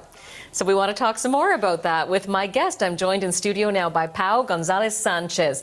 Pau is an advocate for 2S LGBTQ plus rights in Panama and will be marching in the Pride Parade tomorrow as International Grand Marshal. So nice to meet you. Thanks for coming in. Nice to meet you as well. Thank you. Tell me, I know you were nominated for this position, and when you got the call, what did this mean to you? I was surprised because I would have never imagined in my life that I was going to have such an opportunity. You would have asked me 10 years ago if I was going to be here. I would have never thought I would be here because I didn't think I was going to live that long. Tell me more about that. What do you mean? Well, in Panama, it's very complicated. In Central American countries, there's still a lot of rejection to LGBT people. We have no laws to protect and guarantee our rights. So it's very difficult to just exist. So I don't enjoy life. I'm actually trying to survive. And it's crazy because a lot of our countries, they look so modern, and in reality, we're so behind when it comes to human rights in general. So this being the International Grand Marshal gives you a platform to speak about it as we are now. And you were telling me a little bit before we came on about how your mother was instrumental and you formed an NGO years ago that is now helping families. Can you tell us a bit about the work you've been doing? Yes, I started my activism at home, trying to get my mom to have the information to walk along my side. And I gave her information, and I never imagined that she was actually going to tell me that we should start an organization so that other parents could support their kids so they wouldn't get rejected and kicked out of the house. So whenever we started, it was just her and me, but now there's many parents of LGBT people in Panama, and they do a great work because they're the bridge between the LGBT community and the people that are anti-human rights that are rejecting us. And for example, we have done workshops with the National Police in Panama, with the Ministry of Health, and that's the reality in many of the countries that don't have laws for LGBT rights, like the Caribbean, Central America, Asia, Africa. The context is very complicated when you don't have rights that guarantee that you can enjoy life and live to your highest potential. So this opportunity in Toronto is not just an honor for obvious reasons, but it's a real chance for you to tell people in Canada who perhaps don't even realize how far we've come in this country about what's happening elsewhere. How important is that for you? And what kind of message do you want people to take away tomorrow after you're able to be the Grand Marshal? I think it's very important to realize that even when you get to have rights, like Canada has many rights for LGBT people, that doesn't mean that the work is done. I think that you can never take for granted all the rights. We're seeing what the world is going on right now with all the anti-right narratives that there are going on. And I think it's important for people to realize that being an ally is very important so that we can actually make sure that in countries like Panama and countries like Gambia, in countries all around the world that still don't have rights, we can actually make sure that we can be protected and guaranteed our rights so that we can enjoy our highest potential. And there are fresh concerns in the United States as well. Yes, that is correct. And that's where I think that Canada is a great example for the rest of the world. The things that you're doing here are things that I never imagined could be possible. Yesterday when I was at the trans march, I had never been in a place with so many trans people at the same time. And it really touches my heart. I was very emotional because it's crazy to see that you can actually enjoy life. And, like right now, coming to Canada was very difficult for me. My documents don't match with who I am. So every time I travel, every time I go out of my house, I'm not sure what's going to happen to me. And that's the reality of many LGBTQI plus people around the world.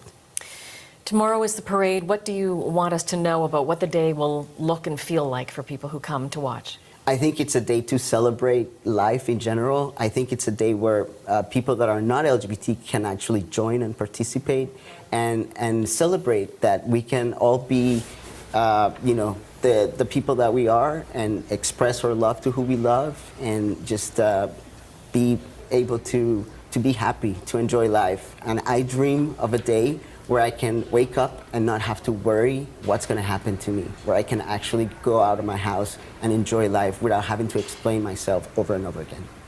When was the last time you felt comfortable leaving your house like that then? Well, being in Canada has been amazing because I'm used to having all my documents from my doctors with me and my passport and my IDs and everything because I'm always alert of what's going to happen. So here it's been amazing, but at my hometown in Panama it's not like that. I'm always worried. I don't know what's going to happen next, but I still show up. I still face, adversity. I still face everything because I want younger generations to have a better life, to have, to be able to enjoy life to the fullest and not have to go through many of the things that I have gone through. You were saying you and your mom are extremely close, and she's helped save your life, you were telling me. And she is currently in Panama City because it's also Pride weekend there.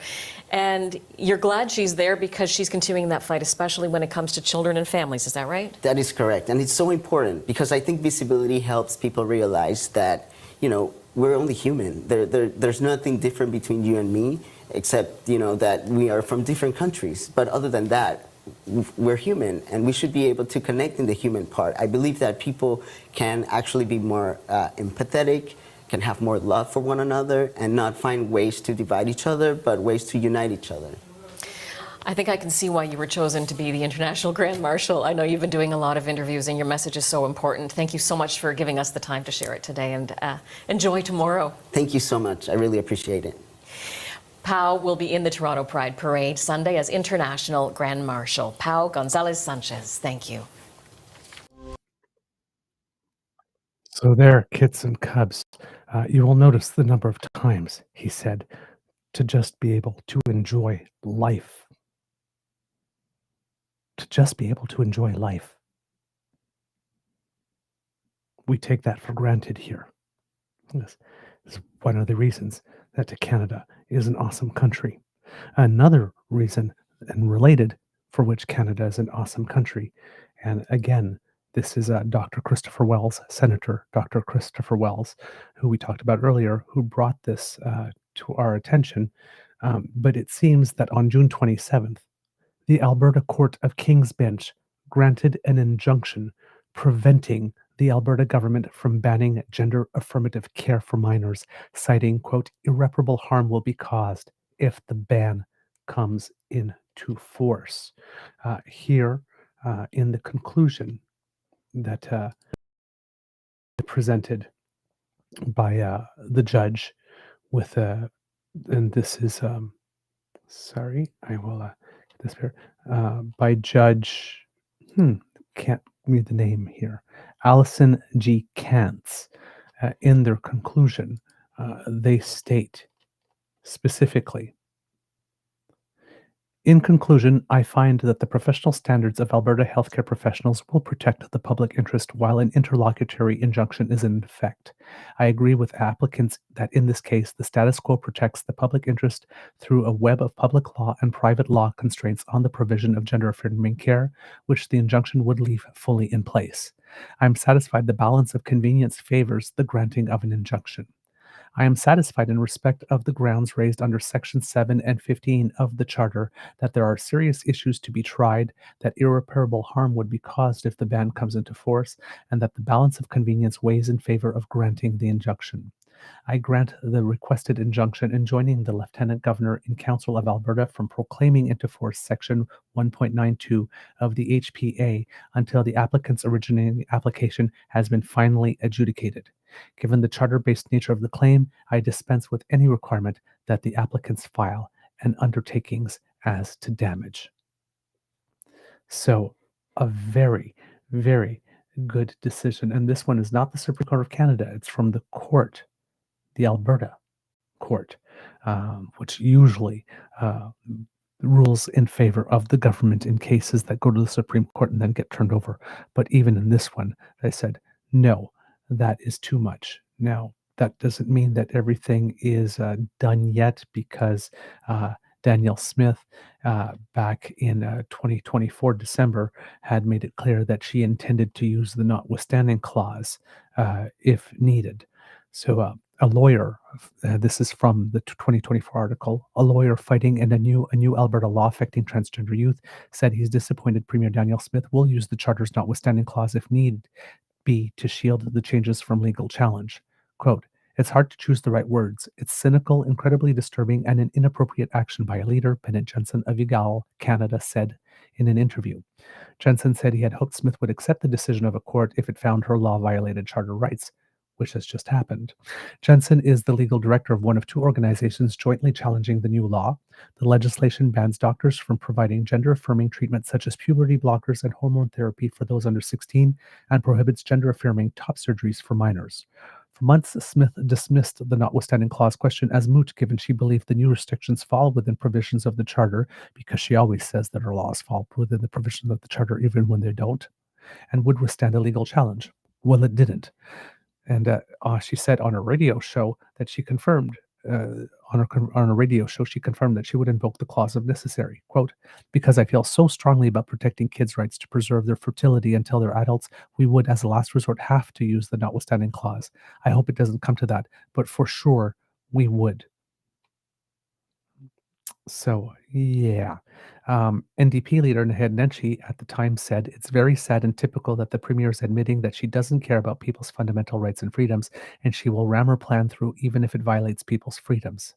Shineni Anokuru, the press secretary for Alberta Justice Minister Mickey Amery, said in an email Monday that the government, quote, "carefully considers the rights of Albertans when drafting legislation.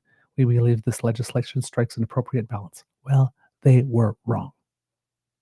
So Egal and Skipping Stone Foundation were the ones who sought an injunction to protect young people's access to health care while the courts decided whether the law is constitutional, and they have been successful in obtaining that injunction for now.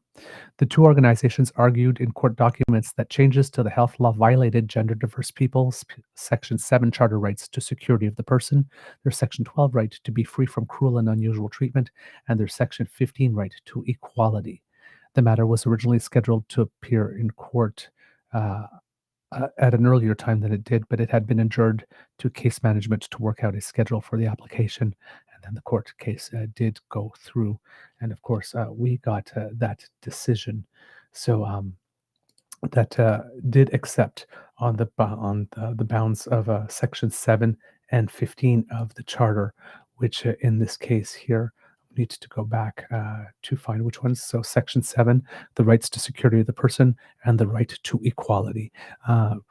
The right to be free from cruel and unusual treatment, I guess here in this decision, was not accepted as one of the bases for the injunction, but Section 7 and Section 15, the right to security of the person and the right to equality were deemed, the test was deemed met there.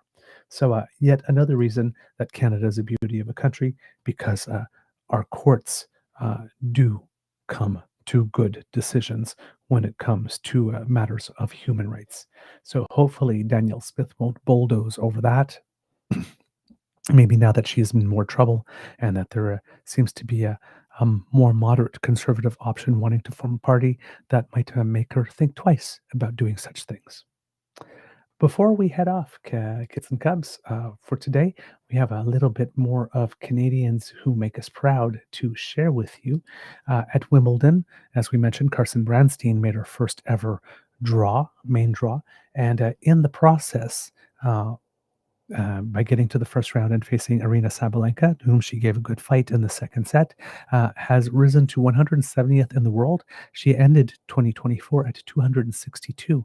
So, and at a point, she was thinking of ending her tennis career because she had lots of successive injuries, but she stuck with it, and she is having the best year of her career so far and has reached a career high ranking.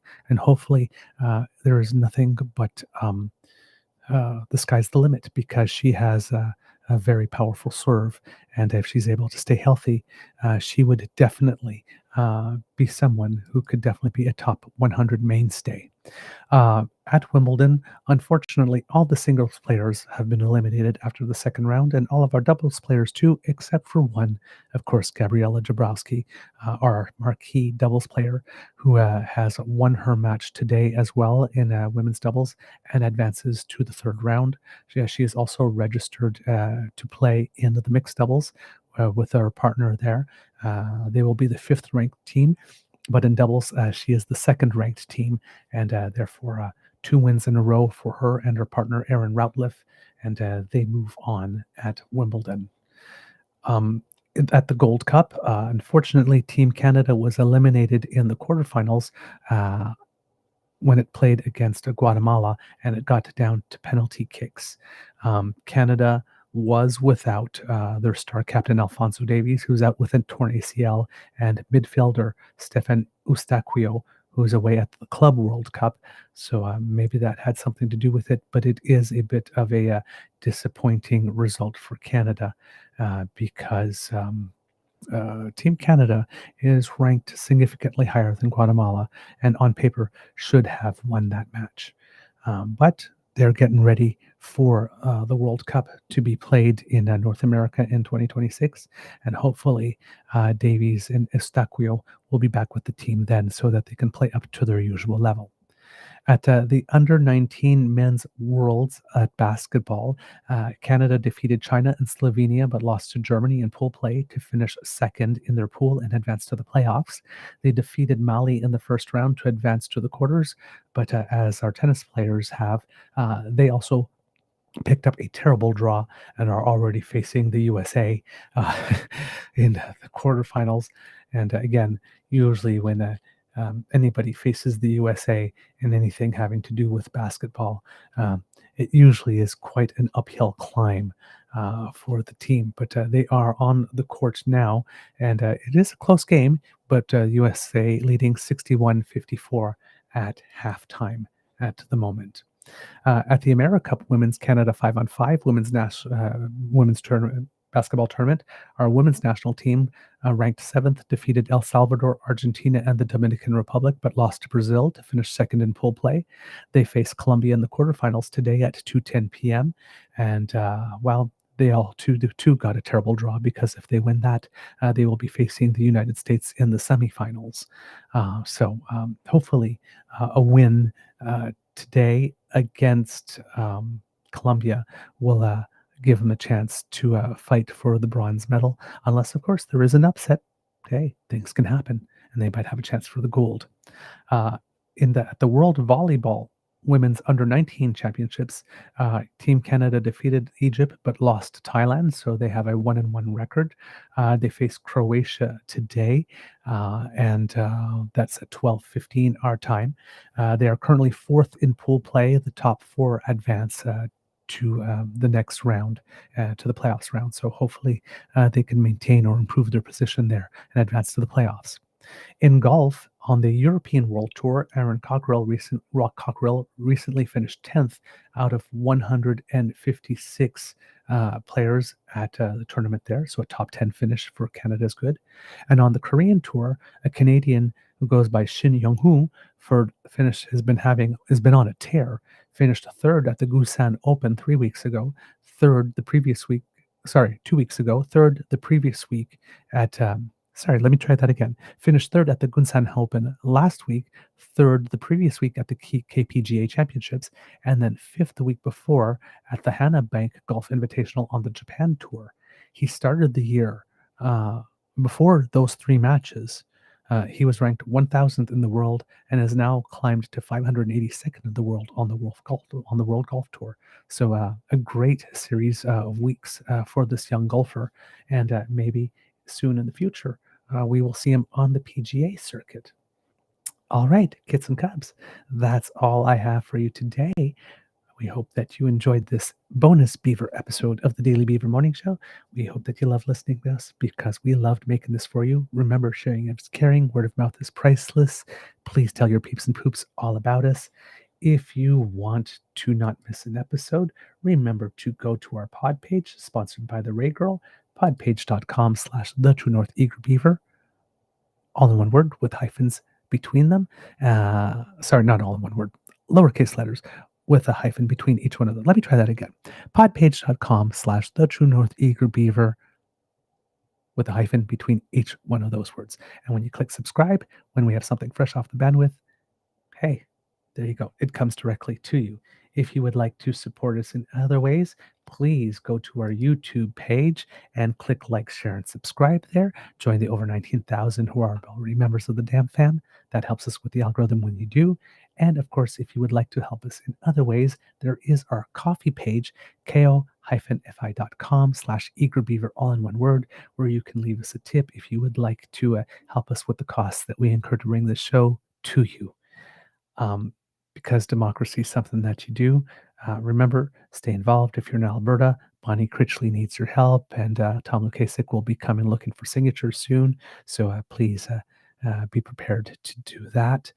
Words of wisdom for you kids and cubs. I have a little bit of something for you here today, and it was brought to us.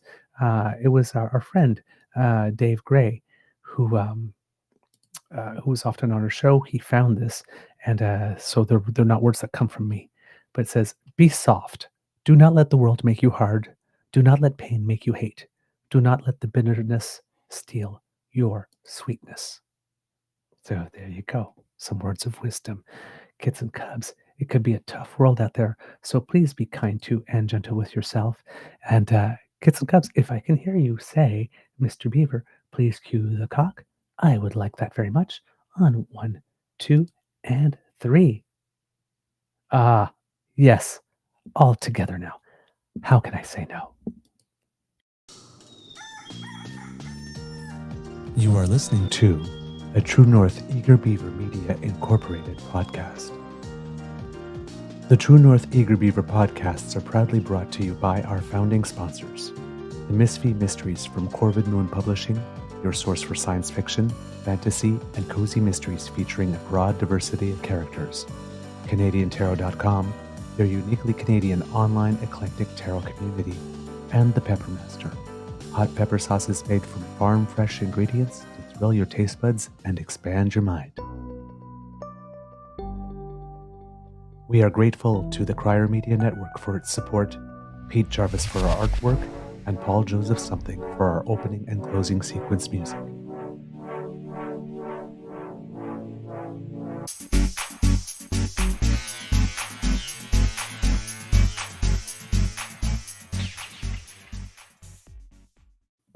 And kids and cubs, to end the show as an Easter egg, I can't think of a better way than by playing our song from the Canada Day celebrations, sung by R&B legend Kim Richardson. Here's our song. Veuillez maintenant vous lever si vous le pouvez pour Please rise, l'interprétation if de you notre can, for the hymne interpretation national. of our Please national rise if anthem. you're able for the singing of our national anthem. Pour interpréter notre hymne national, to sing our national anthem, please welcome, accueillez Kim Richardson. Oh, Canada, terre de nos aïeux, ton front est saint de fleurons glorieux, car ton bras s'est porté l'épée, il s'est porté la croix, ton histoire